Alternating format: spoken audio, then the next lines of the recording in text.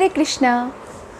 আমরা অনেক সময় এই ভেবে দুঃখ পেয়ে থাকি যে আমরা যেরকম সুখ চেয়েছিলাম সেরকম সুখ আমরা জীবনে পাইনি। হয়তো আমাদের এটাই ভাগ্য, আমরা এরকম পরিবেশে জন্ম নিয়েছিলাম বলে আমরা এই সুখটা পাইনি।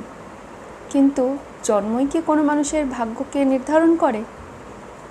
যেমন একটা বৃষ্টির জল মেঘে সৃষ্টি হয়, তার ভাগ্যে থাকে মাটিতে পড়া, কিন্তু মাটিতে পড়ে সে কোথায় গিয়ে মিশবে সেটা তার ভবিষ্যৎ নির্ধারণ করে।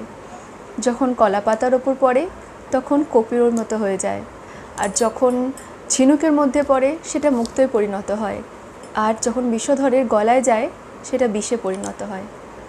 তাই জন্ম কোনো দিন আমাদের ভাগ্য নির্ধারণ করে না, ভাগ্য নির্ধারণ করে আমাদের নির্বাচন শক্তি।